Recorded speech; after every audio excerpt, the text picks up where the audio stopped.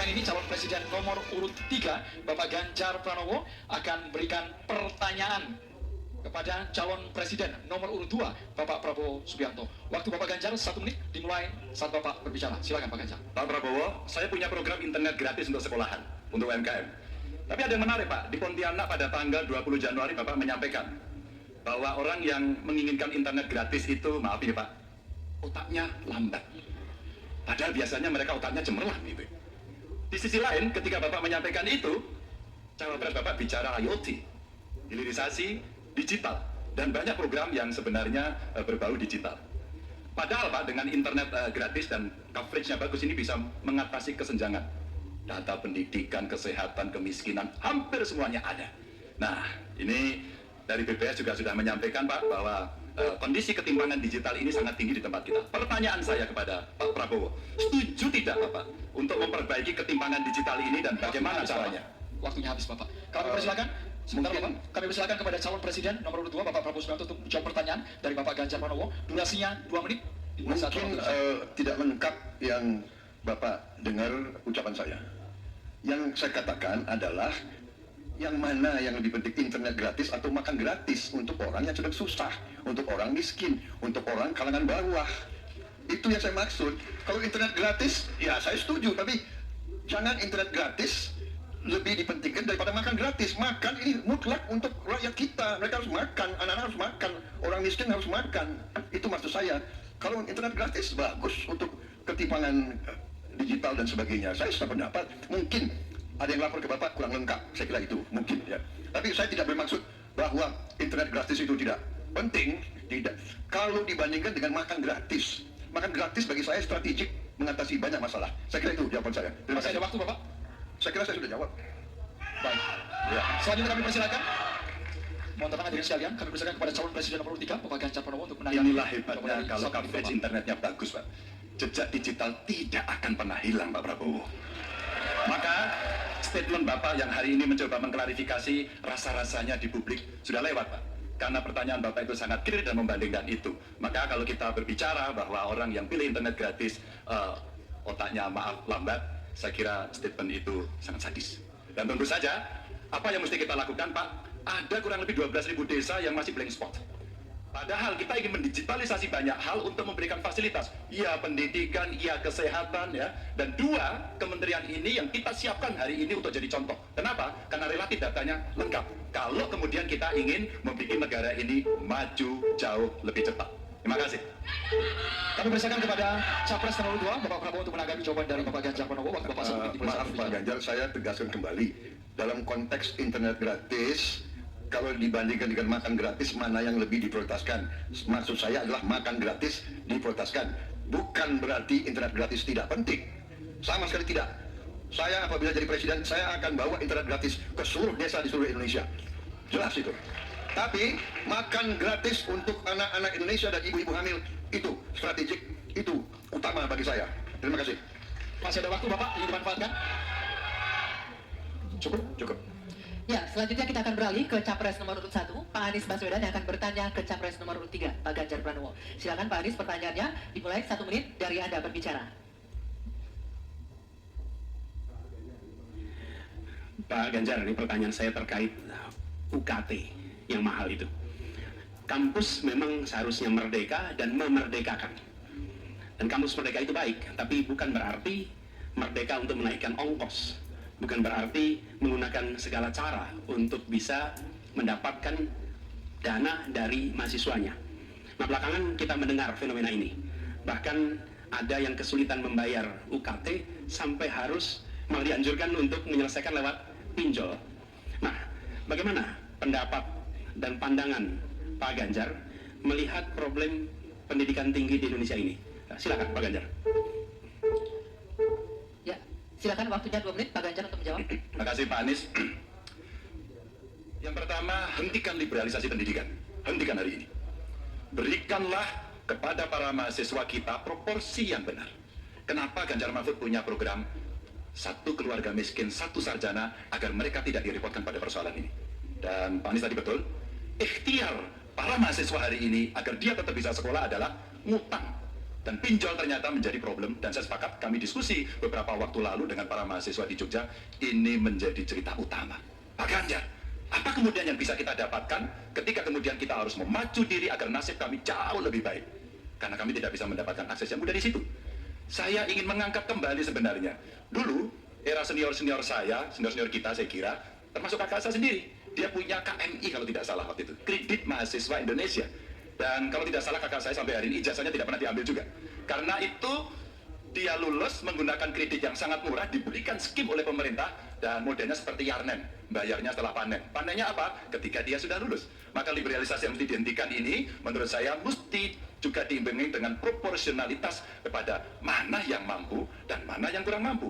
Yang kurang mampu mesti mendapatkan intervensi dari pemerintah, dan tentu saja apa yang mesti dikerjakan oleh perguruan tinggi pun dia harus bisa menunjukkan bahwa UKT ini dengan klaster-klaster pembiayaan seperti ini diperuntukkan untuk kalangan yang memang sesuai dengan strata mereka. Begitu. Cukup?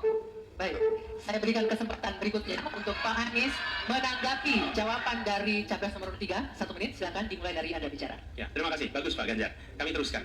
Jadi kami melihat pendidikan tinggi sebagai supplier pembentukan kelas menengah Indonesia. Negara harus menempatkan pendidikan tinggi itu sebagai eskalator sosial ekonomi. Jadi kalau cara pandangnya begitu, maka biaya pendidikan tinggi ada dua penyedianya. Satu orang tua, satu negara.